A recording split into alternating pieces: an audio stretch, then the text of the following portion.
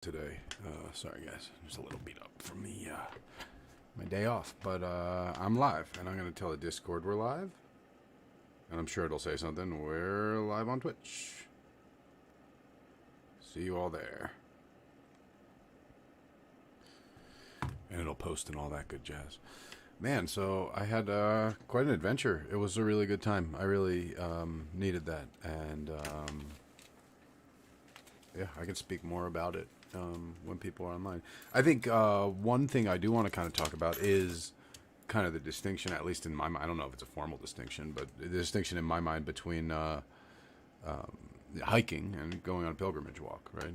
Because whatever, 5 mile hike is kind of grueling, but it's, most people can do a 5 mile hike. That's not a big deal.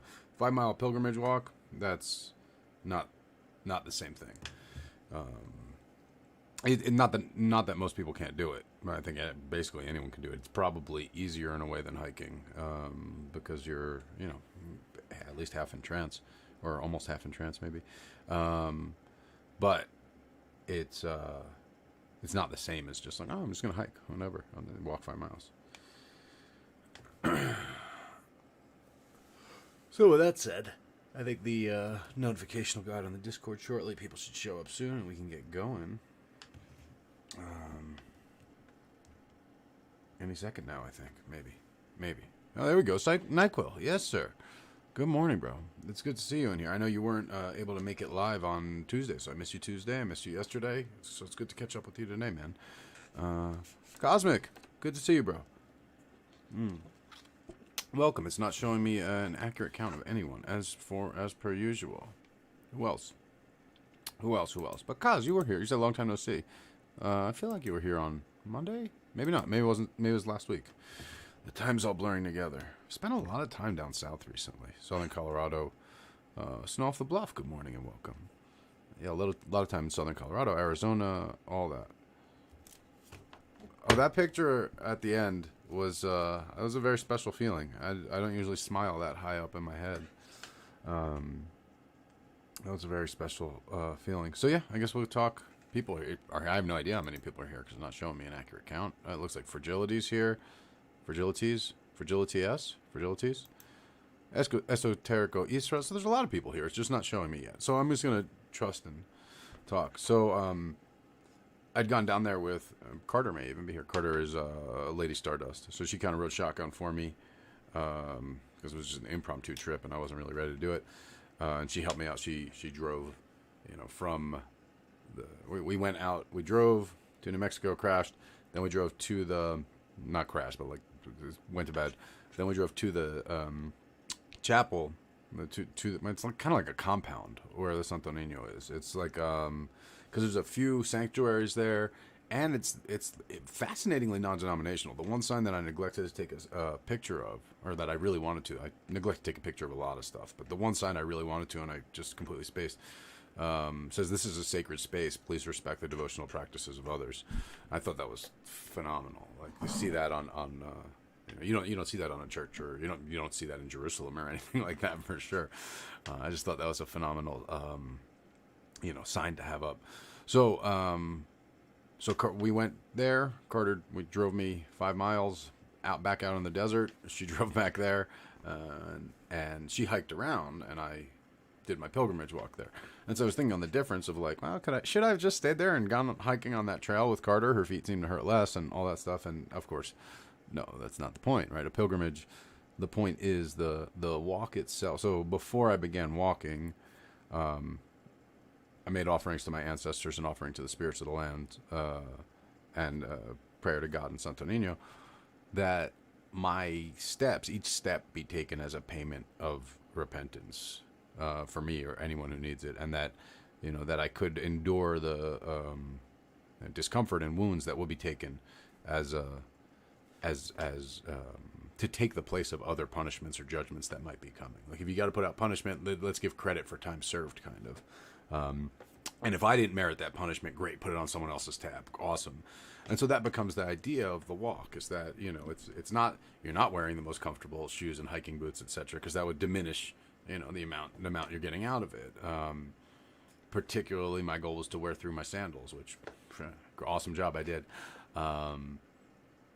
and that would obviously is an uncomfortable way to walk. And why I did that on this pilgrimage walk was I did the walk for Santo Niño de Atocha, and I'm going to be posting more about him and his mythos and his story and stuff. But one of the things is, so he's a statue. It's a statue that was in Spain. And they say he would come to life and help people. I'll post more about exactly how. But the thing was, he was walking so far to the jail and back because he helped the imprisoned. He would wear out his sandals. And they'd come back in the morning and the sandals on the little statue would be worn out, so the people would bring him new sandals. So there was something to wearing out those sandals, wearing out my sandals on the walk that was really important to me. And bringing him, of course, the brand new sandals. And it was really special. It was cool to, people had passed me driving there, and then when I got there, they were like, oh, we saw you walking, you know. So the difference, I would say, between the pilgrimage walk and just hiking is when you're hiking, you're probably trying to clear your mind or let your mind wander or whatever, but when you're on the pilgrimage walk, it is a constant prayer, like a prayer vigil almost. Like, it's prayer leaving my mouth from the first step. Actually, once I was already there, I was still kind of like wandering around, saying the Lord's Prayer under my breath. It probably took about 10 minutes to wind down into not walking and praying anymore, right? Like, I amped up into peak walking and praying mode, and it was just, I had to kind of like slow down. But it was really cool because, so I only did 5 miles. The traditional pilgrimage is close to 27 miles, all the way from, I think, Santa Fe. I just didn't, I knew I only had 2 or 3 hours, and there was no way that I could do it. Also, those flip-flops would not have survived. Would not have survived that. I would have had to have brought more shoes and more water, which maybe I'll do next time. So I just did the 5 miles. The first 3.5 miles are kind of uphill in the desert, and then the last 1.5 miles, you're kind of going down into the valley. You're going down into a valley, and they're starting to be green and trees and stuff. It starts to cool down a lot is the main thing. The sun's no longer right on you in the desert. And then you go through that valley, and you turn off a road, and then you're at the sanctuary. So it was this very, grueling climbing up the mountain in the desert heat, praying for forgiveness, praying for, praying for the world, we'll say. And then going down, descending, I switched because it was like all of a sudden it went from being like this impossibly hard thing to endure. And I gotta say, it was awesome because they have, at the top of that hill, they have a few cavalry crosses set up. So the cavalry cross is like the cross on the hill where Jesus went to be crucified, right? So it's like, as I'm going, I'm like, dude, this really fucking sucks. This hurts. And I look up and I see the crosses up there at they're at the top. I'm like, well, I mean, look, at least I don't have to go up there, all the way up. I can certainly make it to the top of the hill if I don't have to climb up there, and it got me up there.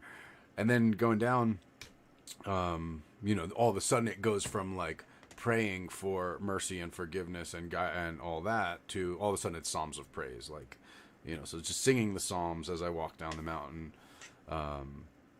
At that point I noticed my flip-flops were falling apart and I was like, yes, my prayers were answered. I was really psyched. And by the time I got down into the place, there was nothing to wash my feet with, so I had saved myself I did not have enough water. I certainly didn't have enough water, and I probably shouldn't have saved a third of it to wash my feet, but I wasn't going to walk in the chapel with dirty feet. And my flip-flops were like falling apart. That part I missed. I should have brought another pair of shoes, like slippers or something to wear after, soft slippers to switch into. Next time I will. But yeah, walking in there, using the last of my water to wash my feet was really cool. And then I had to wander around. There's a lot, like I said, there's a lot of sanctuaries and different chapels and shrines set up around there, so I didn't really know what was where. And everything is kind of Santo Niño themed. Like a lot of stuff has his the seashell with the two sandals on it. But there's one that's like the chapel of Santo Niño, and I'm going to all these other ones, and I can tell it's not the right one because it's not there. I'm carrying the offering, the little sandals that I brought the whole way, and then the medals that I brought to bless there and all that. Finally, made it around into the chapel of Santo Niño, and I mean the comfort, like just the peace that washed over me. That's when that smile was plastered on my face and kind of stayed on my face from that point on. So with that said, let me do shout outs to everyone. We'll get into return to the viewing we had going on. Shout outs Andy WMT, Esoterico Isra, Fragilities, Cosmic, Misery Pimp, NyQuil Soze, Snow Off the Bluff, and of course Solomon, Sticky Nine Blade. So we're going to dive into today's content.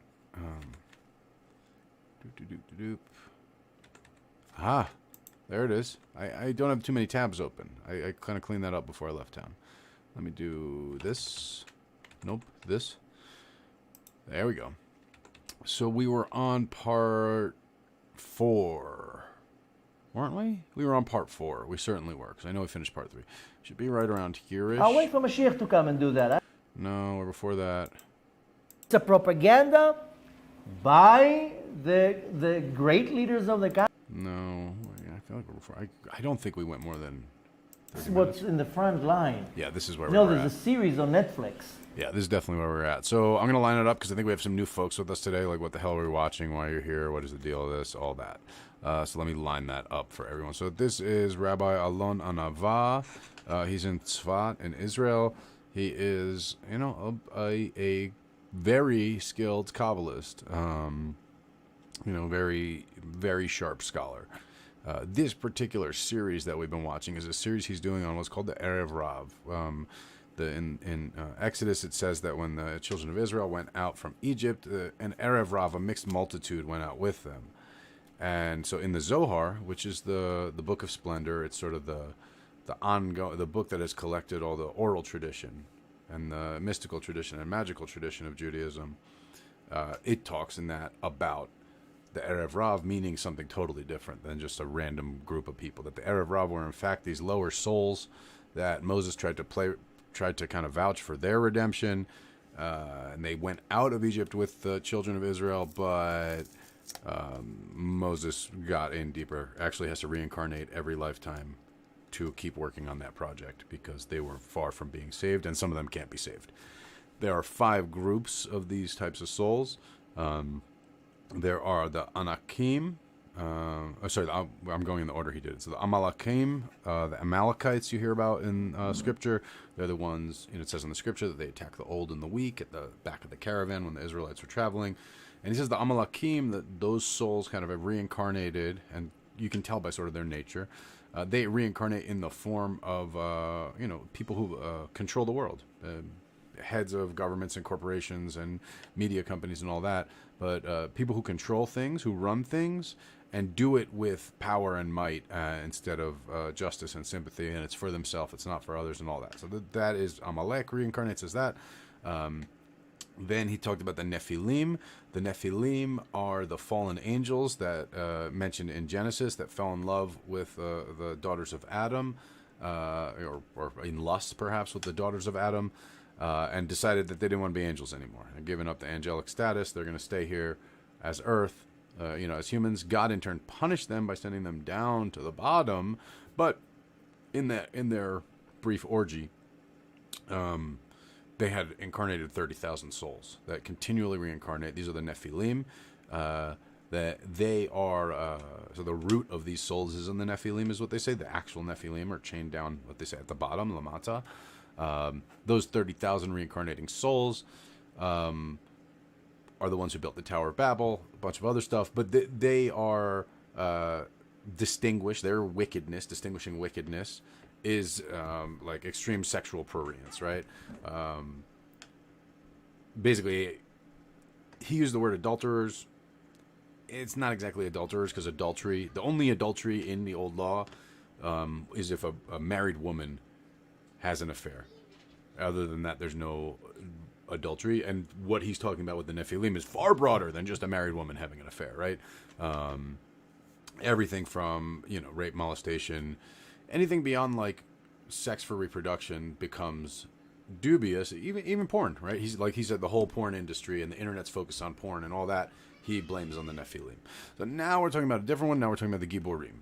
The Giborim are, Gibor means hero, mighty man, but he's saying the Giborim are those who he'll explain for the rest of this video.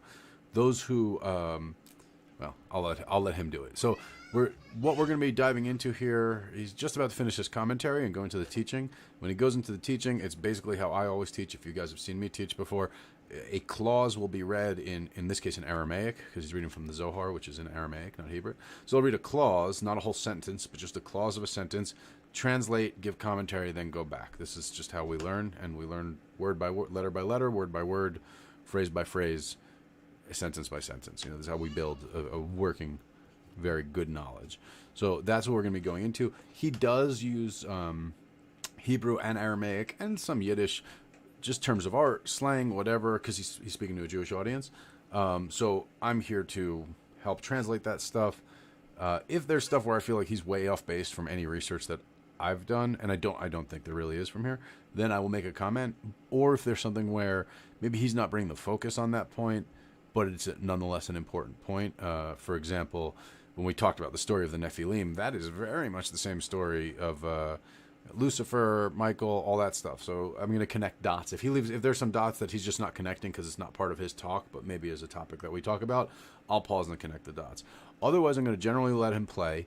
I'm going to give you the trigger warning that, his beliefs are his beliefs. They're not my beliefs. They're not your beliefs. But we learn from listening to everyone. Everyone's a teacher. God is a gem of many facets, and each of us has a view of a facet, and we cannot know all of God without viewing each facet of the gem. So with that said, if he says something objectionable to you, that's cool to bring it up in chat. If you want to talk about it and ask maybe if that's like, is that what Judaism thinks or whatever? Yeah, that's very, very appropriate. And if you're just like, I don't want to listen to this guy, tune it out. We'll be done in half an hour, and then we'll go in with the rest of things. So with that said, we will pick up here on part 4. Oops, not full screen. That it's called the Freemasons. So somebody sent me to look at it. I looked at the first 5 minutes to see, this is not about the Freemasons. This is like an image video by Netflix, who is run, owned, and managed by the Illuminati, to show how great the organization is. It's not. It's not what it is. So they're showing real people. Yeah, we heard of that. So now they fooled 3 billion people. That when you tell them the Freemasons are, how do you call it? I don't know how you call it even in English. Secret society or whatever. So people says, what are you talking about? It's a good organization. It's good people. Okay, so they have some weird dresses. No, that's what they put in the front line. So people will think that it's nice and humanitarian and so, but behind the scenes, people don't even know what's going on there. Even a lot of the Freemasons that are in the front line, which are in the lower levels, they don't.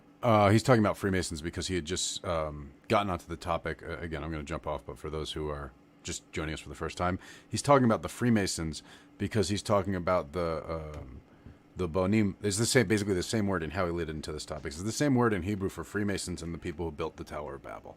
And he's saying that this is a continuation of that same project to make war with God. I don't know what's going on. But nevertheless, here the Zohar says clearly that when they said we'll build ourselves a name, Dugmat Bonei Hamigdal. This is the example of the ones who build the tower. V'lachen hem nikaim Anshei Shem, and they are called people of Anshei Shem, renowned people. Anshe Shem is people, Anash is man, Anashim is men, humans, people, I guess. So Anshe is plural, so people. Shem is name, people of a name, people who are seeking renown. They want to make a name for themselves. So the Giborim are the people who build religious institutions, things like that, develop religious foundations, religious academies, schools he talks about. Specifically, he's talking about in the religious realm here. But they do these things to glorify their own name, to put their name on it. They build a building and put their name on it, or they build a school and their names on it, or something like this.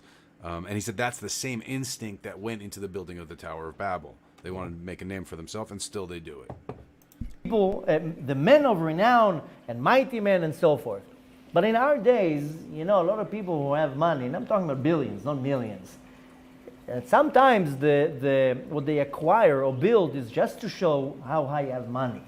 And I've been to many places around the world where people with a lot of money, that for them $500 million is nothing. It's not even money. They would build things or acquire things or control things just to show I'm the boss. As they say, money talks and it walks. I run the show with my might. Same thing. Same thing here, by the way. So here he's saying something very extreme. He's saying the same root of the Erev Rav, they're doing it with shuls and with yeshivot. Now I can tell you, this is where a lot of people are going to very be unhappy. But I saw with my own eyes the corruption. Yeshiva is a Jewish learning academy. It's like where I went to school. It's a very structured. If you know about Islamic culture, it's the equivalent of a madrasa. But if you don't know about Islamic culture, it's not going to help you to know what a yeshiva is. It's not like Catholic school. It's not like a school that's ostensibly Jewish and covers talk. Yeshiva is a Torah academy, basically, an academy where you learn to do that thing where you read a clause and translate, and you do that for 12 years. In all these establishments. And a lot of people are like, why are you talking like that? Why are you bad-mouthing and Lashon? First of all, people need to know what's going on. Second of all, I saw with my own physical eyes, and many people saw it with their own eyes too, or experienced it. It's a lot of corruption here. A lot of corruption. I know firsthand a certain yeshiva somewhere, well, I'm going to have to say it's in Israel because the whole story is about Israel, that they're getting a lot of money from the government. Oh, so again, he goes into Israeli politics here. So the yeshivot, the Torah academies, there's a significant voting bloc in Israel that isn't tied in with that. In this series, he points out they're all conspiracy. But so the religious academies are funded by the government based on student count in Israel. That's just all you need to know. From tax money, from taxpayer money. Now, they're getting a very hefty amount per student, and they're claiming there are about 10,000 students there, and there's not 10,000 students there. There's maybe 1,000 students there. Half of them are sitting outside smoking, but on the paper it shows 10,000. Yeah, yeshiva students smoke mad cigs. Students with very large amount that they're getting from the government. Now, what happens is that somebody, why am I saying this? Because somebody asked me not too long ago, what do I think about the violent riots that the young Orthodox men do when they are drafted to the army? Okay? I want to point out, this is not the riot. So they have a mandatory draft in Israel. Everybody who's over the age of 18 has to serve. You can be a conscientious objector, but it's not easy. And so the army comes to draft the Haredi, the Orthodox, the people who've grown up in a yeshiva their whole life. Like, these kids have never even played football. They've been studying Torah their whole lives. That's it. And they come to draft them, and then the kids riot, and it's a whole thing in Israel. This is another big hoax. The army doesn't need the Haredim, by the way. They don't need them. Haredim means the Orthodox, the ultra-Orthodox, the religious young men. The Israeli army doesn't need them. The Israeli army... Again, Haredim are like, when you picture like a religious Jew with the side curls and the hat, like the black hat and the black suit, that's what he's talking about, those kids. And I mean, if you look at them, they're skinny as fuck, man. The army runs on a very small quota of certain personnel. They don't need a skinny guy, a pale guy that was sitting in yeshiva all day long. He can't even do one push-up. It's not the type of soldier the army needs. They don't need these people. It's a propaganda by the great leaders of the country to why? To create hate to the religious people, to create animosity against the Torah. Why are you not, taking part of the responsibility? It's nonsense, because there are a lot of Haredim in the army. Besides the fact that the left-wing liberals that are saying that the Israeli government are occupying the land of Palestine, there are even more who don't go to the Israeli army. So first of all, left-wing liberals in Israel is a socialist country. So left-wing in Israel is really left compared to here. But yeah, those are the people who are like, well, we're not going to participate they become conscientious objectors, right? People who are like, I'm not going to join this army that's illegal occupation of Palestine. I'm conscientious objecting. And so they also do. So it's the army mandatory draft in Israel is a contentious policy on both sides. There's one big propaganda only against the Torah. Look, they're milking the government. They're using the government. They're freeloaders sitting in yeshivot while we risk our life. It's nonsense. I was in the Israeli army. Half of my platoon were putting tefillin on, and with yarmulkes. So it's nonsense. Besides the fact that the real ultra-Orthodox, not that I'm saying it in a negative way, they're all their life in yeshiva. They never even kicked a ball. Can that be a soldier? Come on. It's not soldier material. They do 2 push-ups and they collapse. The army doesn't need them. The army tells them, go away, we don't need you. Go back to where you come from. We don't need such soldiers. We need strong men. We need tough men. I grew up as a boy, as a teenager. I was rough. I was tough. I was an athlete. I was soldier material. Not some Haredi guy from Mea Shearim that can barely do 1 push-up. But why am I saying all this? So, of course, there's all the propaganda that the army is coming to draft all the Haredim. No, it's not. They're not coming to draft them. They're drafting everybody. And the second that a 16-year-old yeshiva bacher comes to the Yeshiva bacher is like a yeshiva student. The first meeting, they look at him. Okay, you're not army material. Go away. We don't need you. Some of them, they are trying to draft, but the whole thing is one big show, one big propaganda. Now, going back to what I was saying before, then you see all these crazy demonstrations and riots by the army, the police, beating up the Haredis, and they're not going to the army. Besides that, it's one big show. So there was one case that I know personally, that the rabbi of the yeshiva went and hyped up all the young students, go and demonstrate. I don't know if you ever noticed, it's only young men over like 16, 17. So an interesting angle on this, and this is my perspective on it as like having been through yeshiva, right?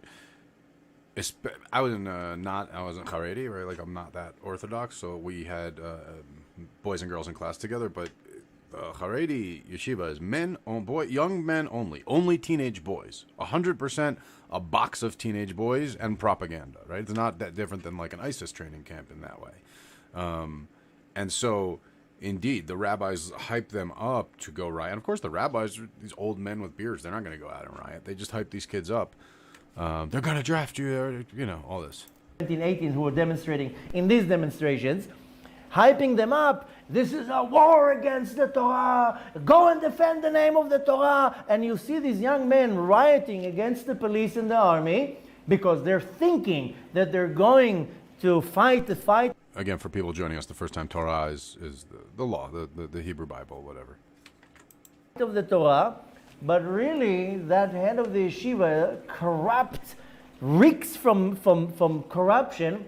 He says, if I'm going to give now my students to the army, how am I going to get my money? How am I going to charge the government 10,000 heads, 10,000 students? I really only have 1,000. All I need them is to come and look around. I'm not talking about now going to America and fundraising millions for yeshivot. I'm sure you're all getting the fundraisers. Come and support that yeshiva and that yeshiva. Half of these yeshivot don't exist. Half of the yeshivot have so much money they can cough up money. And then they go and fundraise millions of dollars in America. They come with big names. Rabbi so-and-so signed and gave a haskama, recommendation. Yeah, so this the way this hustle works, right, is they have these forged rabbi letters. This is a thing, right? Like it happens to my parents all the time. If you're on the Jewish mailing list, these people will show up, especially if you're in the more observant. The more observant, meaning the less free thinking and the more, you listen to what the rabbi says, the more you get targeted for these.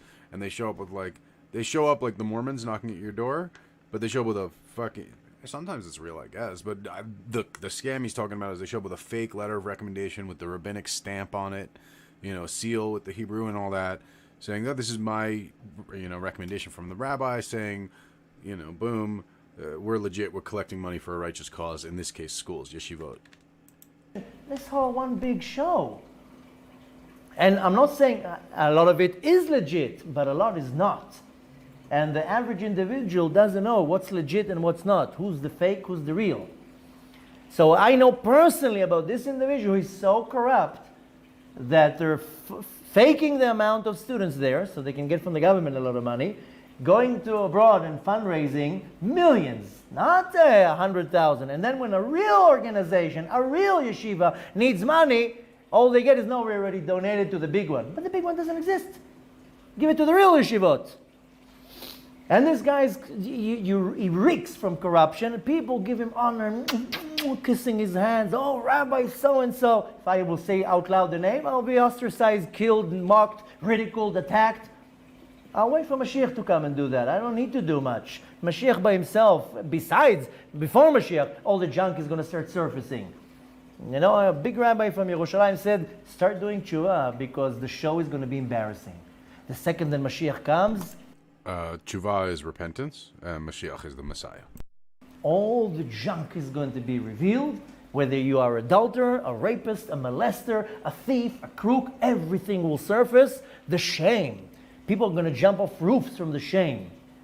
Anyways, so going back to the text. So here it's talking about people who build synagogues for their glory and their name and their might and yeshivot. I run the yeshiva. I fund it. You know, a real donor, you don't see the name on the walls. So-and-so donated it. If you have a lot of money and you donate it quietly. Why need your name all over the world? Donated by so-and-so. And you know, usually all these big names, then they come to Shul on Yom Kippur to pay respects, to sign a big... Yom Kippur is the Day of Atonement. It's the holiest day of the Jewish year. In the synagogue world, Yom Kippur is like everybody shows up, right? Like you're supposed to show up every Sabbath, at least. Some people show up every day. My family went every Sabbath, Friday and Saturday.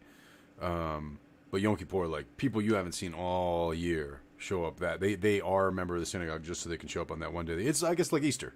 It's like Easter. Yeah. check because it's tax deductible, and everybody says so-and-so donated the whole thing. And by the way, don't twist my words. A lot of it is legit. A lot of them are real. A lot of them are good. I'm talking about right now, they're not good. A lot of people say, why are you saying all are rotten and corrupt? I'm not saying all. I'm saying there are. There are pious individuals. There are great Anshei Chesed, people of charity, and donate their money. And there's a lot of good going on. Today we're focusing on the bad. Now it goes and continues. Umisitra achara, these individuals Umisitra achara, and from the other side are a manifestation of the generation of the dispersion, and they come from the other side of holiness, which is called Sitra Achara. Vegiborim elu, and these people who are called men of renown and mighty men, Shem Sitra Achra, they're coming from the complete other side of Kedusha. Can you imagine how it's... So the mighty men are from Sitra Achra. So again, Sitra Achra, it means the other side. You can think of it a lot of ways. The way I think of it in my recent researches of the spheres and what we've been talking about in terms of planetary spheres and all that stuff is you have the source, whether you want to say it outermost or highest, whatever you want to call it. We'll call it outermost because I like that model of concentric spheres, right? So we say the source, heaven, whatever, God is the outermost, and then we get the archangelic realm and blah blah blah. These again concentric spheres. So Sitra Achra, the other side, is the side we're not facing because we're facing outward to the upper sphere. We're kind of growing outward to there as our life, not our life. It obviously goes past our life, but as our existence goes on. So the Sitra Achra then is what's behind us, which is inwards to the inner sphere, right? I get that's the side they're referring to, the other side of us, right? There's one side because all the entities that they describe existing in the Sitra Achra all exist in those lower spheres. So that becomes a thing, right? They have the outer spheres, and then the inner spheres, and again, not inner to us, but sort of inner to the world, you might say. That's why, again, hell's at the bottom, hell's inside the earth, all those ideas. The lowest most sphere, that's where the Nephilim are shackled with iron shackles, and then onwards, outwards to God, right? So, we are in our place and kind of moving outwards, a layer, moving through layers, and then between us and sort of that center is that realm is the Sitra Achra. So that's what he's saying. These spirits come from Sitra Achra, right? These spirits come from that, whether you're going by that model or not. These Giborim, anyone who comes to make a name for themselves is from the Sitra Achra. He's going to look when Mashiach is going to come, and a lot of big names, and in this case, rabbis, how the magician pulls up the curtain and does ta-da! There's going to be a lot of ta-da! And people will be like, him? Can you imagine? Now, anyway, so these Giborim, these group of men, women, it doesn't matter. It can be also women, by the way. But, mitgabrin al Israel, They overpower and control the nation of Israel. De'inun ke'afara de'ar'a. And they're controlling the sick, the weak, the poor, etc., etc., because it's easy to control them. Because they need leaders. They need who to show them the path, so to say. And he says here, they're controlling the nation of Israel who are poor, who are weak, who are sick, they're in exile, they're tired. Shem shfelim ke'afar haaretz, that they're low like the sand of the ground. V'gazlin lon, and they steal their money. Gazlan comes from the word gezel. Yeah, Gezel is a robber. Is stealing their money. V'chomsim et mamonam, robbing their money. Listen, I don't even know how my email is on all these lists. I get at least 20 emails a day with fundraising for this and for that and for him and for her and for this. I can guarantee to you that 90% of it is not real. And people come, you know the people who come with a letter?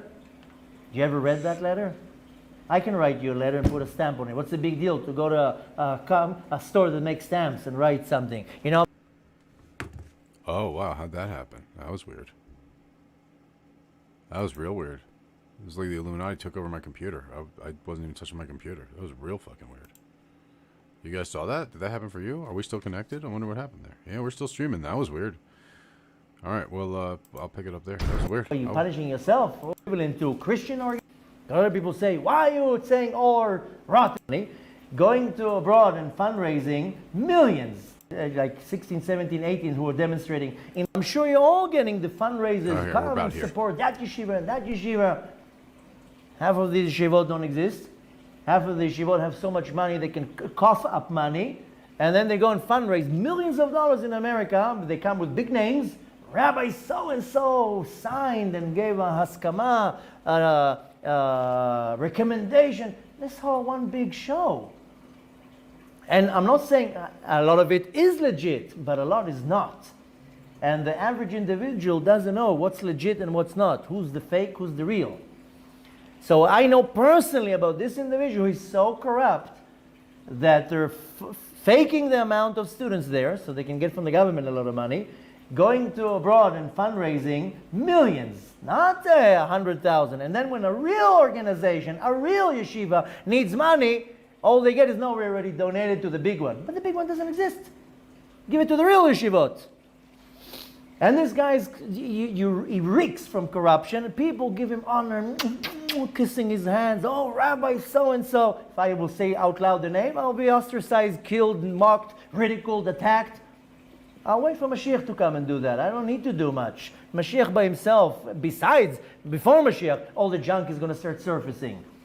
You know, a big rabbi from Yerushalayim said, start doing tshuva because the show is going to be embarrassing.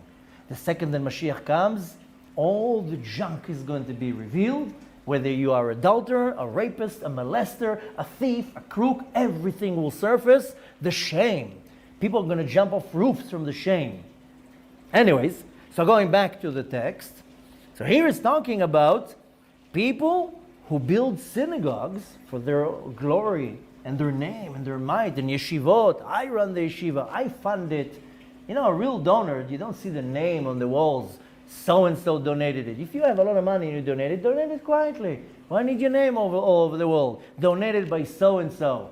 And you know, usually all these big names, they come to Shul on Yom Kippur to pay respect, to sign a big check because it's tax deductible, and everybody says so-and-so donated the whole thing. And by the way, don't twist my words. A lot of it is legit. A lot of them are real. A lot of them are good. I'm talking about right now, they're not good. Other people say, why are you saying all are rotten and corrupt? I'm not saying all. I'm saying there are pious individuals. There are great Anshe Chesed, people of charity, and donate their money. And there's a lot of good going on. Anshe Chesed, again, we have that word Anshe, so people, Chesed, righteousness, so righteous people. Today we're focusing on the bad.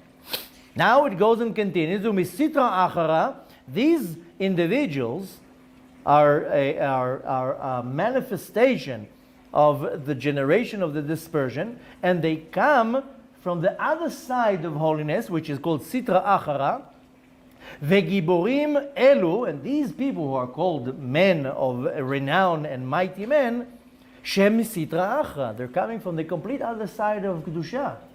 Can you imagine how it's going to look? Again, Kedusha is holiness. So again, think of that model of the nested spheres. Holiness is way out here. They're coming from the other side, down here. Look when Mashiach is going to come, and a lot of big names, and in this case, rabbis, you know, how the magician pulls up the curtain and does ta-da! There's going to be a lot of ta-da! And people will be like, him? Can you imagine? Now, anyway, so these Giborim, these group of men, women, it doesn't matter. It can be also women, by the way. But, mitgabrin al Israel, they overpower and control the nation of Israel, de'inun ke'afara de'ar'a. And they're controlling the sick, the weak, the poor, etc., because it's easy to control them. Because they need leaders. They need who to show them the path, so to say. And he says here, they're controlling the nation of Israel who are poor, who are weak, who are sick, they're in exile, they're tired. Shem shfelim ke'afar haaretz, that they're low like the sand of the ground. V'gazlin lon, and they steal their money. Gazlan comes from the word gezel, is stealing their money. V'chomsim et mamonam, robbing their money. So yeah, gezel is so chomsim, Hamas is to take violently, right?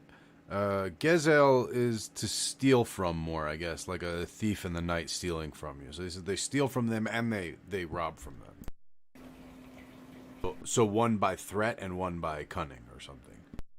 Listen, I don't even know how my email is on all these lists. I get at least 20 emails a day with fundraising for this and for that and for him and for her and for this.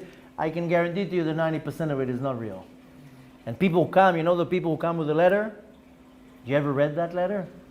I can write you a letter and put a stamp on it. What's the big deal to go to a store that makes stamps and write something? You know how many times I heard rabbis saying I never wrote such a letter?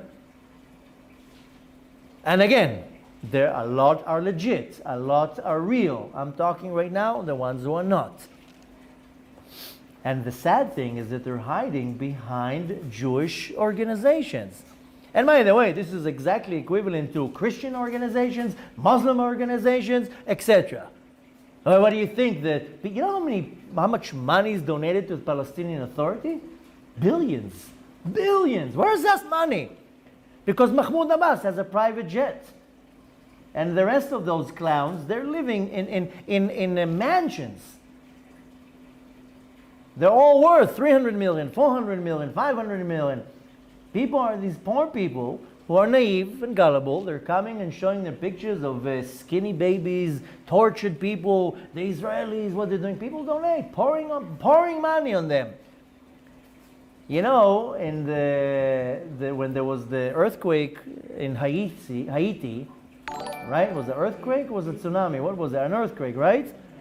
Hey, 404 preview. Thanks for that follow. I don't remember. Don't take my word right now. I have it written. I think the Red Cross raised like $7 billion. Right? Yeah. Did you see anything going on in Haiti? Did they build anything there? You know what you do with $7 billion? You build it and destroy it 10 times. Where's that money? I have a friend who's very active in all these humanitarian organizations. He told me nothing was built there. A road was not even fixed.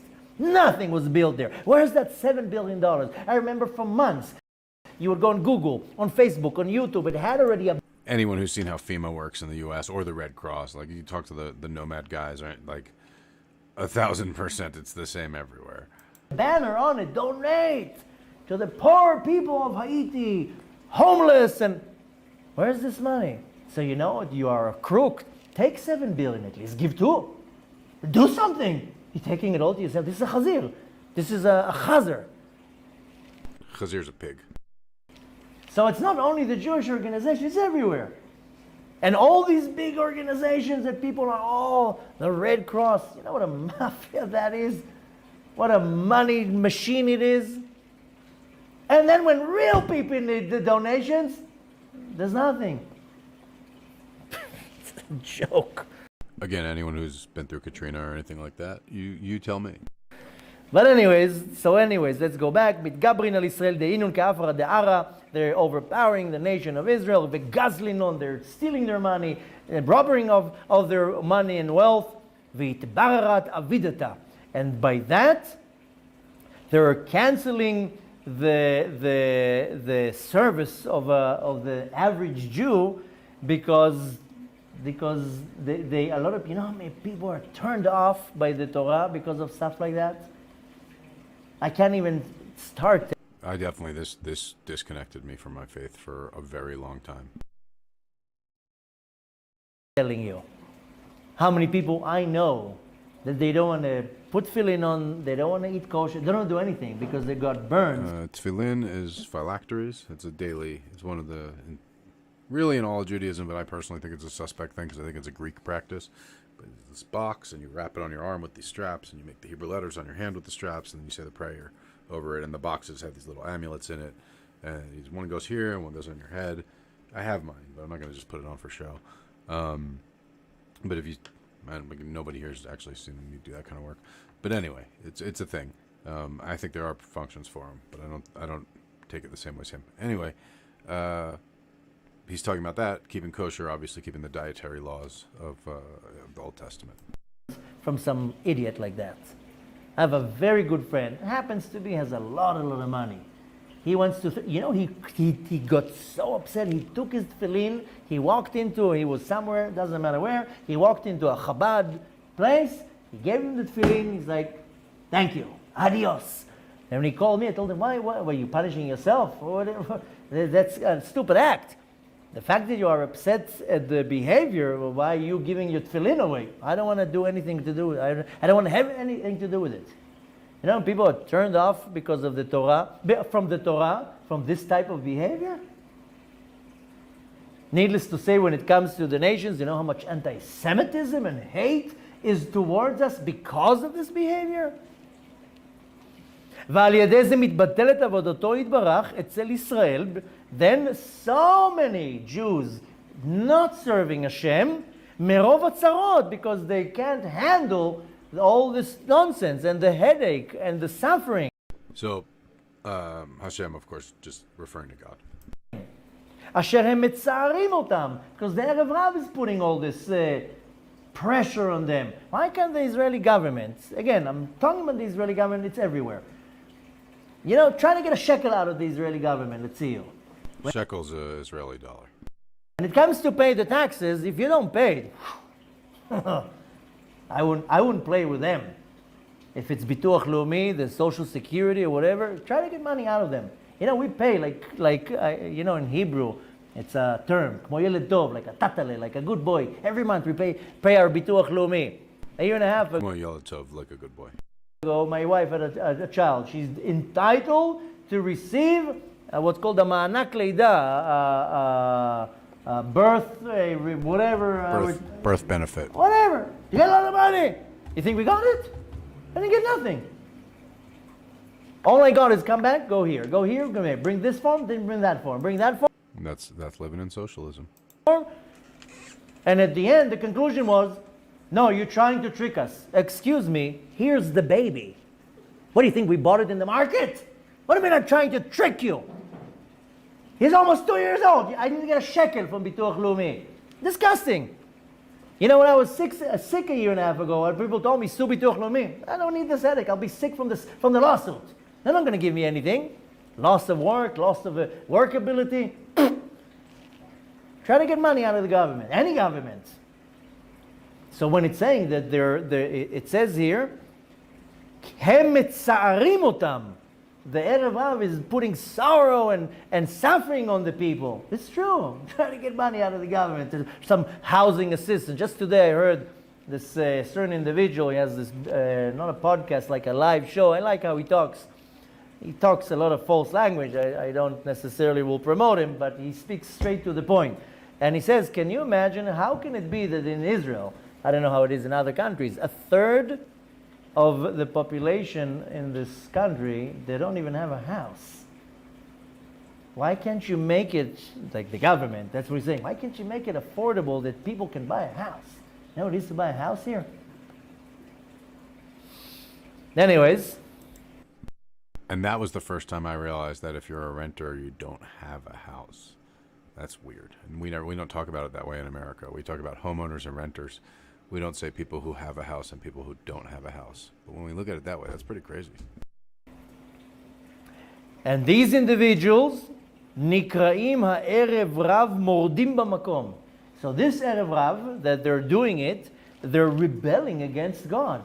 Because in an indirect way, first of all, in a direct way, they're coming and building monuments, shuls, yeshivot, buildings, whatever it is, to make themselves a name. But then they're stepping all over the rest of the people and causing many people to stop becoming observant, or they don't even have money. You know, in America, here in Israel is a little bit different. In America, I know how many people I know, in hundreds, if not in thousands, that they're sending their kids to public schools. You know why? Because they can't afford the tuition of yeshivot. This is unheard of. I have a good friend.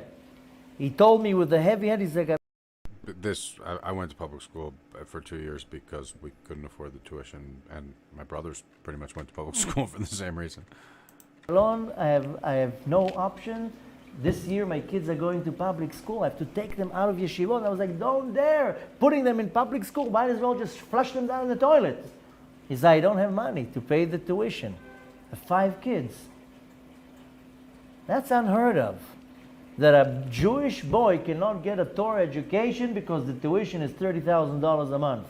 And this is obviously very Jewish specific, but again, extrapolate this, and we'll pause here for the day, I think. Extrapolate this to everything. The fact that a person can't get how much of, like, the stuff that you're here learning with me right now, that we're all learning together. Why couldn't we learn this when we were younger? No, it's not these advanced concepts. It's not that this is more difficult to understand than fucking geometry. There's a reason that obstacles were intentionally put between. I'm not just talking about this presentation we're watching today, right? I'm talking about obstacles that have been intentionally put in our way. There's a reason this is esoteric knowledge and occult knowledge, because the people who controlled it always wanted to keep it secret, and this is the same. You know, he's saying that basically this is a reincarnation of the same souls again and again and again and again and again, and that's their MO. And not just magical knowledge, but anything contrary to the very, very standard view that you're going to learn in school, which is where all our learning is outsourced, because all the grown-ups have to work all the time, so all the kids have to go somewhere to learn all the time, so they're not just home alone, and they have to go to school by law. By law, you have to go to school, and it's not easy to start your own school. It's not easy. It's not inexpensive for an independent school to operate. You know, there's a lot going on. And that's why I appreciate you guys supporting what we do here, because there's not a lot of places that we can gather these types of resources together and present them to people. And I think it matters. I think filling in the gaps, giving perspective, it's because really it is so hard to keep a free, open mind in the face of the constant, uniform narrative to the contrary, right? It's not just a matter of, well, I guess it's getting, well, no, it remains uniform, right? And I guess where I just double thought it is, gosh, is it really uniform? I mean, there is Fox News and there is NPR, and those are not, but it's actually the same narrative. It's totally separate sides of the narrative, but it's based on this narrative. Our country is divided, et cetera, et cetera, et cetera. Right? Half the country is your enemy is the narrative. One way or the other. Half the country is your enemy is the narrative. They're either going to kill you with COVID or they're going to kill you with this insurrection. Or and you should extrapolate your extrapolate your fear from this small view, right? We're gonna take a very small data set and say extrapolate that across everybody who doesn't believe everything the same thing as you. They're a threat to you in that way. And that's extremely problematic. Therefore it's the same narrative, right? Every news outlet's going to give you that same narrative, that same pic. And when we talk about narrative, like, find a news outlet that has a different narrative on the globe, on what's important in the world, right? Find a news outlet that focuses global activity on the spiritual development of a country, as opposed to the economic or military development of a country, or the intellectual development of a country, anything like that. That doesn't fucking exist, right? Because the very fact of the news, of politics, of all that, is it's based on money and power, and power is not just power over individuals. Power is the ability to do harm, to inflict your power on others, to make them compliant in some way or another. And America's power is based on military power, but there's also political power, whatever types of power, economic power. And it is based on the principle of doing harm to get compliance. Nonetheless, whenever we talk about power, that's what we're talking about. And the striving for those things as an ideal is cemented in a basic narrative that there is no. Again, find the news outlet that is not preoccupied with a view that centers on or prioritizes or derives its ideals from the importance of money and power. That's not a story we get told. And if we're interested in considering that story, I'm not saying we have to buy any story all the way. I think, choose your own adventure is the way to go. You flip all around the book, and, if you get to a place you don't like, you turn back a few and then figure out the one you want. I think this is very much what we're getting told in the Zohar here. This is the essence of it, is that worldview of sex, power, money, the things that make the world go around, that run the world, that is fundamentally a con job, right? It's a con job against a sincere individual. Anyone who wants to be an independent person, anyone who wants to be a self-guided person, who wants to authentically express their own true self, those things are tricks and traps and snares put out there to keep you from getting there. And whether you buy into the Judaic view, or you buy whatever view you want to come, because that's just the way it is, right? Like, there's all that shit's out there. It's put out there and propagated from a place of greed, right? Like, the porn industry is not like a celebration of love. It's a celebration of greed, right? The gun industry, it's not a celebration of safety. It's a celebration of greed. All this stuff. No matter what part of the puzzle you want to look at, it's all fixated on this model of power. And I think that's fallacious, right? And I think that's what the Zohar is trying to point out, that individually, even if you're the most powerful human, I mean, you could still get killed by fucking the weather, right? You can still get killed by the weather. And certainly you will be killed by time eventually. What's power, right? There are things greater than your power. We can see in front of us. There are trees older than me here that'll be alive when I'm dead. I can see them out of my window. What's power? I could rip those trees down, I guess. I could control the trees in my short time here, maybe. But I'll tell you that I certainly, if it's me versus all the trees are going to win. They will grow more before I can rip them all out. They've been trying. They've definitely been trying. And I think that's it, right? Like that I think the pursuit is for power always. And that's the corrupt part of it. And I think the subsequent to that, as a result of that, the greed comes, because you need to have a lot of something to have enough of it to be powerful. Whether it's, again, whatever type of power it is, economic power, influence as a type of power, military power, whatever type of power you're after, you got to have significantly more of it than the other adversary in order to really use it well, right? It's not good to fight someone who's a little weaker than you. It's good to fight someone who's a lot weaker than you, because then you don't even have to fight. They'll give up. right? So it's not good to sue someone who has, a little less money than you. If you sue someone who has a great deal less money than you, they can't hire a lawyer, right? Like that's how that works. Power in military fight. The Civil War happened because the North fought the South, and they were pretty evenly matched. If you want to have overwhelming violence of force to cow people into submission, that's how you win without fighting, right? And that's how you conquer without fight. That's the name of the game, man.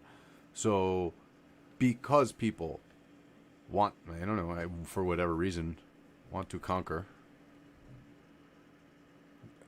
they have to accumulate some kind of power. And to do that, they have to have more than other people. And in order to have more than other people, they must be greedy for it. And in order to be greedy for it, well, as a result of their greed for it, we get this complete shit show. Because everyone will justify their greed and do things that otherwise they wouldn't do. And when I say everyone, of course I don't mean it. I'm talking about everyone who does this. Meaning in the amount of greed that people have for money, if they had that for like food, they would die. You can't eat that much food. Like your stomach would explode. But again, there's no less. As I was listening yesterday in Chuangzi, they say, after one comes two, and then one and two make three, and on and on. Even a skilled mathematician can't reach the end. That's problematic. Problematic. It's a bottomless pit. And again, money just being to me in the Western world the most common type of influence. But if you go over to fucking Afghanistan, it's probably guns or some shit. Guns beat money usually. And so people want to and as the Zohar is saying here, sometimes it's not guns or money. Guns or gold, we'll say, but God, right? Sometimes it's the power of emotional influence over people, where that's the power. People look at the Vatican, though they do have guns and gold. They kind of got all three, if I'm being honest. In any case, that is what the Zohar is calling out here. Is the basic lie, that's not what's going on here. And that's what he's kind of talking about, is the revelation. And this is the day that's coming. It's coming in our lifetimes, I believe. I think it is here's what I will say about the revelation. I think the revelation itself is kind of a process. It's not like, boom, everyone knows everything. No, that's not how that's going to work. Period of maybe 120 years of revelations. That's kind of more what we're talking about. I think there's this idea of there's this apocalyptic battle. Maybe it takes an hour or two, maybe a day or two or whatever. But even if it takes a couple weeks, that ends and whatever. The dead come back, and I don't know. I don't think that's how it goes. And I think we're going to see it play out across the rest of our lifetimes, and I believe it will extend past our lifetimes. That's what I want to say. But who knows? Life extension they're doing amazing things with life extension these days. Maybe we'll get to see it with our own two eyes, or some robot eyes or something that somehow interact with a digitally stored version of our consciousness. Anyway, the come around on this, and we'll move into meditation briefly. I can see the configuration has shifted. The viewership of the stream is like Voltron. It takes different Voltron maybe not landing. Power Rangers, where the thing comes together, but in different shapes for different missions. I guess like Gup Z on Octonauts. If anyone has little kids that watch Octonauts, in any case, when we get into meditation mode, there's a certain ratio shift that I can notice in the viewership.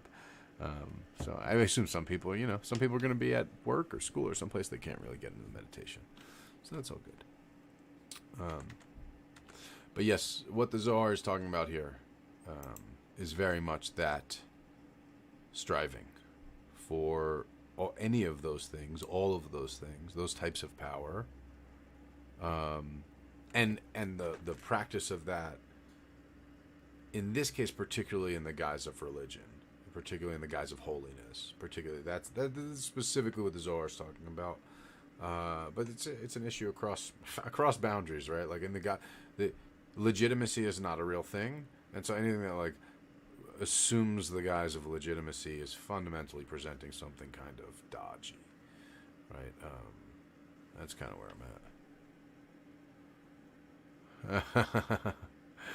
Yes.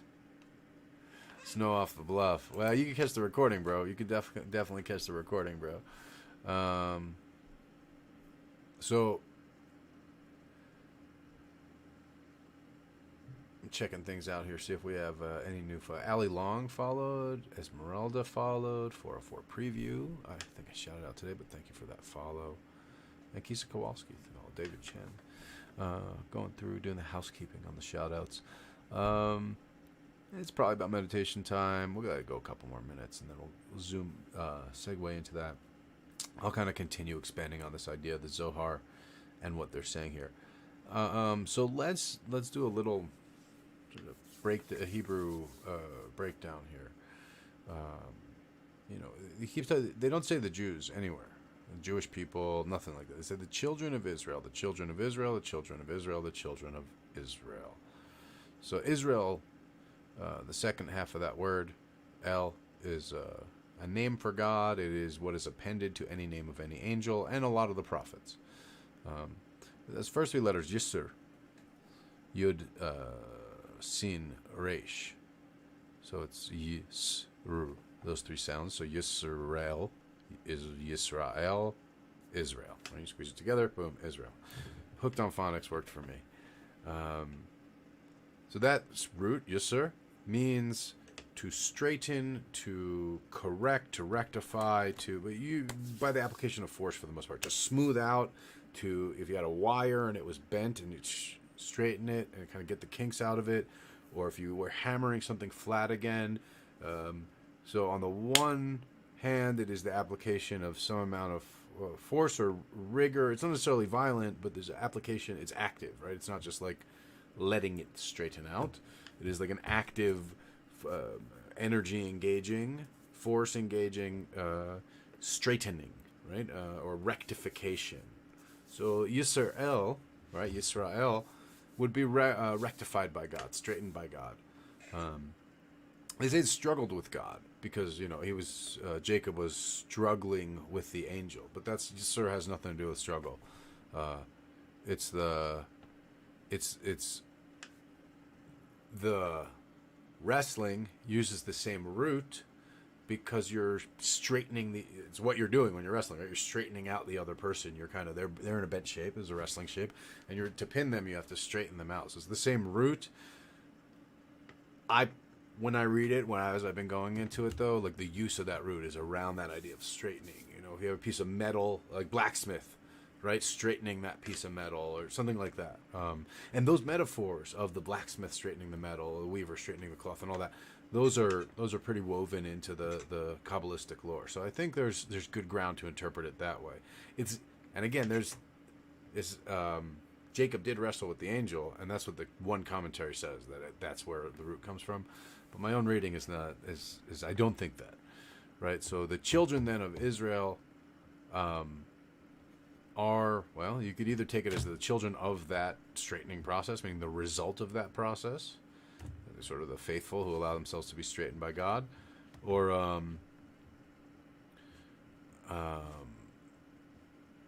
less smoothing. NyQuil said straightening or smoothing. I'm going to go grab my notebook and put that in. Less smoothing, but it's like unbending or it was like straightening with by applying pressure or force. We'll say that. It's because it's more like that. I guess smoothing would be if it was like a piece of paper and you had a paper that was creased and you pulled it out and you like did that to take the crease out type thing. Or if you have like aluminum foil and you use your fingernail and you flatten it back out, that kind of thing would get at that root too. It's the application of force or pressure to correct, to make perfect again, to repair. And so Yisrael can certainly be taken, children of Yisrael, right? The Bnei Yisrael, the ones who have come from that. certainly can be taken as anyone who endures that process, or anyone maybe who is a child of someone who's endured that process. Though I feel like the Hebrew is not as clean for that argument, and that makes a whole interesting statement on personal experience versus, because the child is the student, right? The pottery and potters, Pirate Jenny. I don't know enough about potting. Potting? Is that the word for when you're a potter? Is that the verb? Or you're not potting. Potting is putting a plant in there. Pottery making? That's awful. There must be a better verb. I think it's a different principle in the root, because here, let me get the dictionary right here.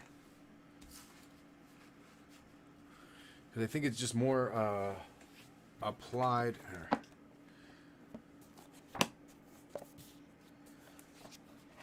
I should have just read it right from the dictionary. Throwing. That's a weird verb. Thank you, Sticky. Way to come through, man. Listen, if you need to do any sort of trivia thing, get my brother Solomon on your team. It's going to help you. We're looking at the root shin, resh.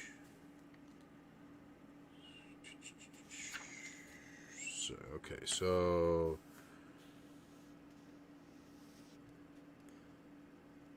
Shakar, Sharatzer, Sharag, Sharad. Oh, sorry. I'm looking at, Yun Shin Resh. That's what I'm looking for. Sorry, guys. Those Hebrew roots, they get tricky. They get tricky. Is there interest if I offer a Hebrew class? I don't know. I have taught Hebrew, but I've only taught it to 5th graders who already knew some Hebrew. So I don't think you guys, on the one hand, I think the level can be much, much higher, but on the other hand, it has to be more, I think, introductory in a lot of cases, because, they knew Hebrew alphabet already, and they knew the idea of roots and things like that. So I think, to a large degree, that's kind of introductory material, but I think we can go much faster and cover much more ground. Let me know what you think of that. I'll pull up this root. Because honestly, I would love if you could do this for yourself. It's cool that I can do this for you, but I'd rather, teach a man to fish. Like, I'd love if you were just like, wow, that's an interesting term. Let me look it up. Oh, wow, it says this in the original Old Testament. In my Bible, it says that. Well, let me pull out this dictionary's in English, right?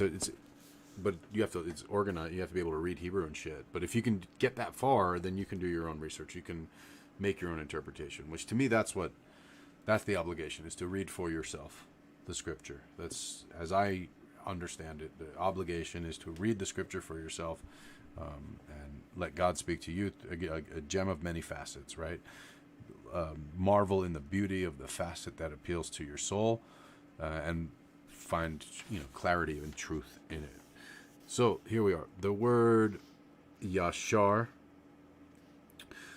to be smooth, straight, or right. Let's see where some examples are. Straightforward and upright, and that's where you get into the wrestling thing, because you're driving the guy upright. To make smooth or straight, to make free from obstacles or successful. Making your path straight, making your way straight, going forward righteously. What else? It's how being led along the way the waters are in an aqueduct. The verb is used for. Let's see what else.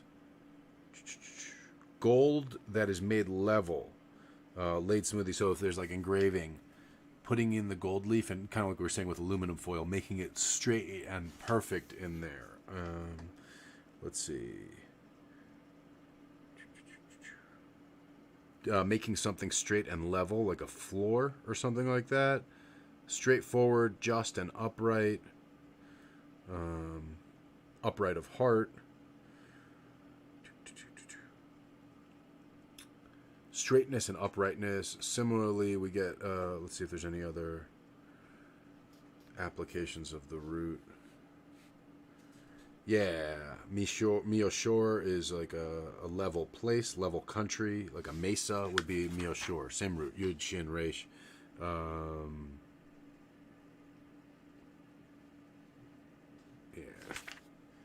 So there you go. That's the root of Israel is kind of around that. So I guess smoothing would be appropriate. I take back when I said no. I'm glad we could learn that together. So that's the idea. So the Yisrael are those who are smoothed by God. Those are made, you might even say placid, made placid by God. Could take it that way. There's a lot to that. And indeed, you know, Yisrael was the name of Jacob, right? So it may be simply that's what it's referring to. But they don't call him Bnei Yaakov. They don't call him the children of Jacob, except in some Elohai Yaakov, the heritage of, or the descendants of Jacob, I guess is the term that's used. In any case, no, it's like the it's not the inheritance. I'm not gonna look it up right now. We're not doing Hebrew class. We'll see what everybody says. So anyway, that word, the children of Israel, that's being put up in the Zohar, that phrase, doesn't necessarily exclude anybody, right? The children of Israel are those who are being redeemed, and among those who are being redeemed, there have snuck in this mixture of other things. And so it doesn't matter what circle you're looking into. It's any circle where people are being redeemed. So any religious context, any spiritual context, any context where people are going through a process of prayer. Because I'm even thinking of like, you know, Scientology or some of these cults that are, what was that cool, not cool cult, that like weird sex cult that was in like upstate New York or whatever, called like IXVX or something, that got busted. Because even that, it can be just be self-improvement type stuff. It can be anything where a person's on a journey, like all of us here, right? Like, let's be straight up, is what we're doing here. It can be susceptible to manipulation by these forces, and these definitely in the spiritual space, certainly in the New Age space and all that, there are. And I think what's in common with all these forces is that they are disingenuous, that they represent themselves as one thing when their actual modus operandi and things and intentions and goals are contrary to that thing. Not just different from that thing, but actually contrary to it, right? Like saying this so you can do this, right? That's what's in common in all these things. Again, in any realm of power, in any realm of influence, in any realm of domain of control. And no matter what system or tradition or whatever, lineage, religion, doesn't matter. And in everything, by the way, right? In academia, fucking 100%, right? In martial arts, 100%. There are people who are in literally anything where power just accumulates, which it does happen with expertise, I guess. With I don't even know what's at the core of making it susceptible to infiltration. But it's I'll say what is at the core is someone gets involved to it. Those who seek it are on this journey of self-improvement, on this journey of self-discovery, you know, of being straightened, right? Yisrael. Those who go to be straightened are all susceptible because they sneak out with them, right? They mixed in with them. So whether it's yoga, whether it's I mean, you name it, from the most psychology, right? Whether it's where do people go to anything, where people go to medicine, anything where people go to get better and rely on other humans to help them with that. There's going to be mixed in with the humans who are genuine good helpers and those who are genuinely trying to get better. Those who are in it for other reasons that have to do with their own opportunism, and they represent to the contrary. That's what encapsulates all this whole Erev Rav, the mixed multitude that goes out. And let's say this goes out And the problem was Moses, who's in this referred to as I've faithfully translated pretty much every time, Moshe Rabbeinu, Moses, our teacher. So the point is, in another layer, that every time we become teachers, there's going to be the children of that process who have been straightened out, restored, and then there's also going to be among them a mixed multitude that takes our teachings and represents as being one thing for their own. And it doesn't matter what we're teaching them. Literally anything you could teach another person, which is every bit of communication you have with a person that includes information they didn't know. From, hey, you know it's supposed to snow tomorrow, which it's not, but just pulled that one out, to, let me drop a truth bomb on you, to, hey, did you ever read this book? You know, any new information that you're sharing with another person, you become a teacher. And so when we teach, right, Moses, our teacher, the teacher in this situation, distributed to everyone and decided to include in his set of responsibilities this mixed multitude, this Erev Rav, that is mixed in with those who are genuine and sincere. And because of that, he must reincarnate every single lifetime, again and again and again, until the coming of the Messiah. And the Messiah doesn't come, by the way, until he reincarnates enough times to straighten out all those wayward souls that he let slip in. He said, well, you know what, let's blow this popsicle stand. Anyone wants to go with us, come on. And we definitely have some straightening out to do. We definitely still have a bunch of straightening out to do. So that's kind of where we're bringing it around to the talk today, the point on the Zohar and all that. We're getting kind of to the end of our time here. I do have a session booked. So let's move into meditation, everyone. Let's see who all's here. Academy Impossible, Andy WMT, another TV viewer, Fragilities, Misery Pimp, NyQuil Sose, Snow Off the Bluff, Sticky Nine Blade, and the Pirate Jenny. Thanks for sticking around for meditation time. And YouTube viewer, I don't know who you are. It doesn't show me who you are. So give us a shout in the chat or remain anonymous and unacknowledged, but know you're acknowledged in my heart either way. So this week we have been working on this. Whoops, dropped something. We have been working on this energy field meditation. We've looked at, and we didn't do it yesterday, obviously, because I was on the road. So I'll kind of do a little recap. And I think we have some folks with us who haven't really been with us this week. So I remember going through and not really loving all the diagrams. Okay, so this is roughly a somewhat stylized diagram, we'll say, of the human bioelectric field. We can find other, we were looking at some of the stuff that comes from like research labs and get the stuff. Well, this is drawn, obviously, also stylized, but we have watched videos where, this is another old. This is where the way I first learned it. It looked just like this. I'm not actually sure where this diagram's originally from, but I've known this diagram a very long time.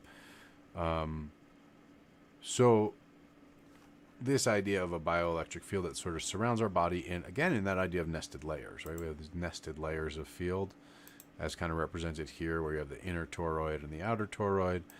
This one kind of represents it fairly well too. Where you kind of have the layers here coming outward, right?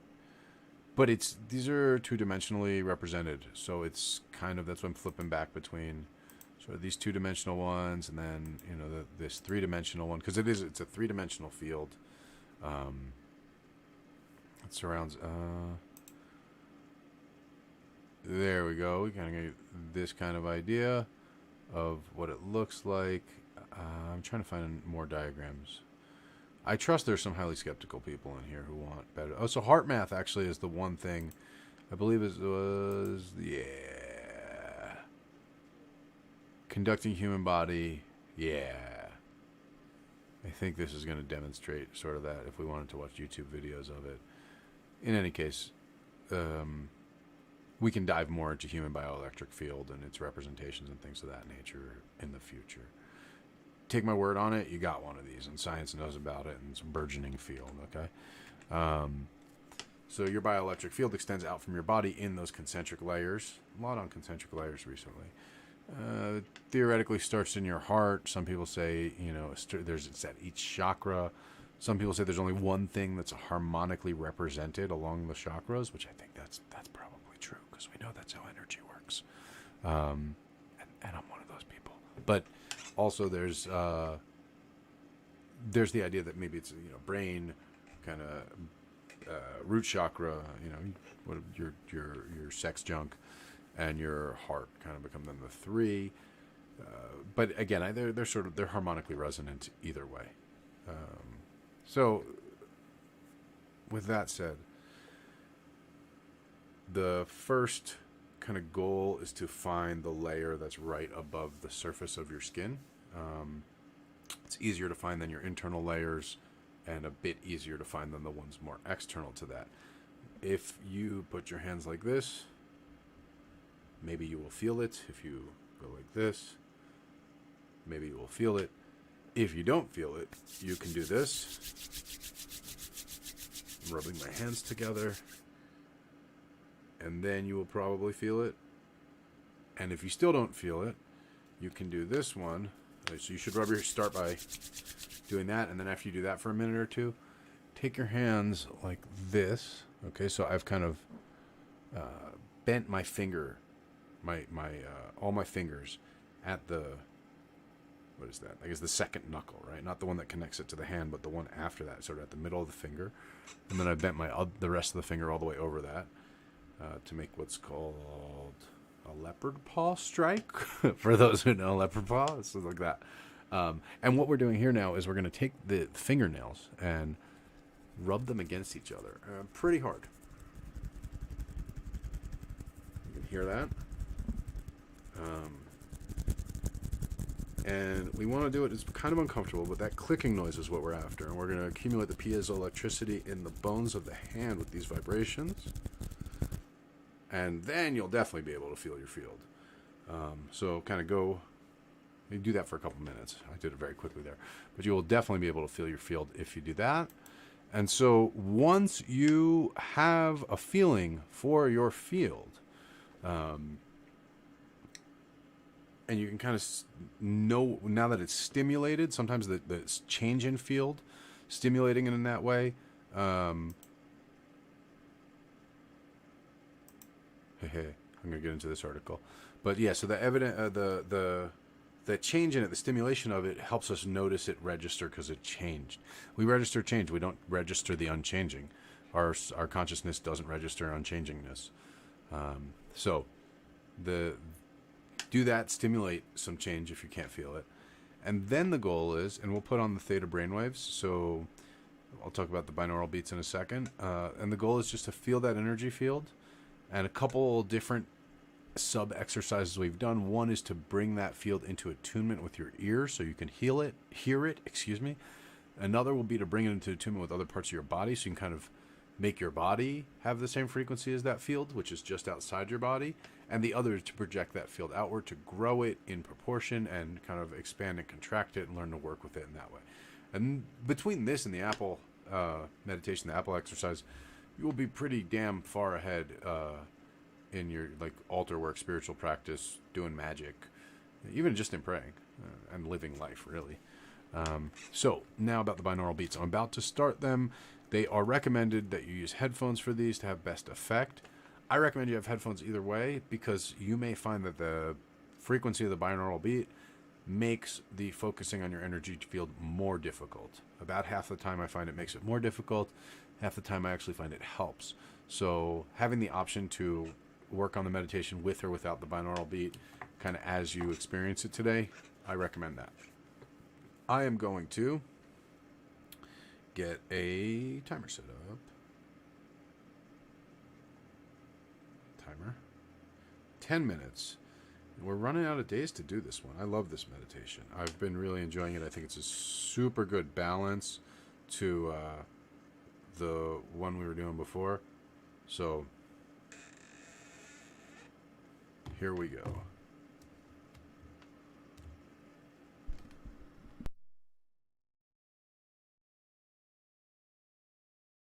I I forgot the binaural beat. Sorry, guys. I'm so eager to meditate. There you go. See you in 10 minutes.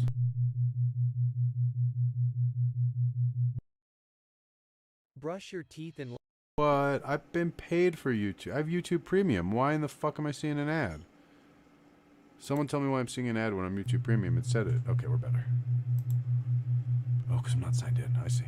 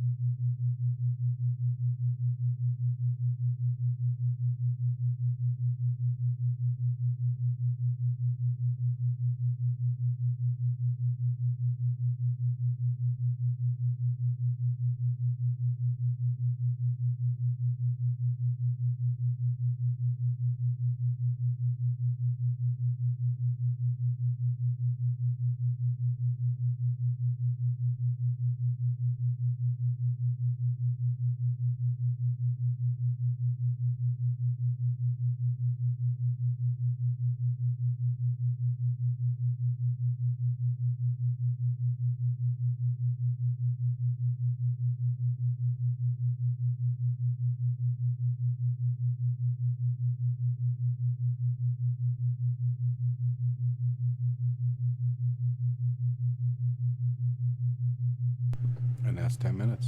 There you go. I could tell. I'm pretty good at guesstimating it. I usually just pop out at 9 minutes and 30 seconds, 9 minutes 45 seconds, right around there. So did pretty good there. Well, cool. Thanks to everyone who's hung with us, joined us, enjoyed, learned with us, made comments in chat. Of course, hitting follow, like, subbing, that's subscribing. All those things are helpful to support the stream, help keeping this going. And if you feel like donating some monetary support, that's a helpful thing too. Helps us pay the bills. With that said, before we get into any of that, let's give our prayers. Or actually, let's conclude thinking about any of that stuff and let's just give our prayers. Give our thanks, opening our hearts, opening ourselves, opening our minds, and allowing whatever spaces have been opened up during that meditation space to kind of open up and receive. Receive as we call in and only what we call in here.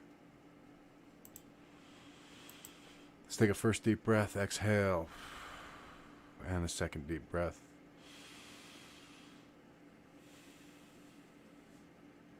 And a third one. And let us notice with just those 3 breaths how much we have received. How much life we've received in the oxygen in our blood. How much interaction with all of reality around us. Every gas that is in contact with the gas of our lungs, which is every gas in the whole world. The interaction with all the plants that exhale those gases, all the humans that exhale those gases, the various minerals that exhale many of those gases that we inhale every moment. The lives we inhale, bacterial and otherwise.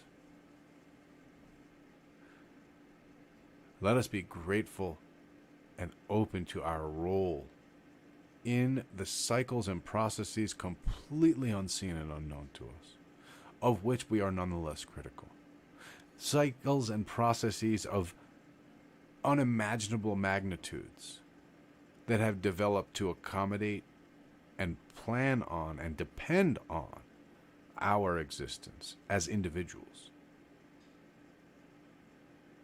Let us be receptive to the indications of our individual functions in the levels and capacities to which we can consciously put our effort.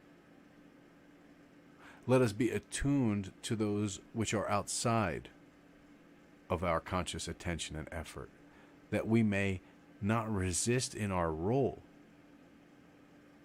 to allow these energies and movements to pass through us into one another. In our connection, then, let us feel love. In our integration, let us feel love.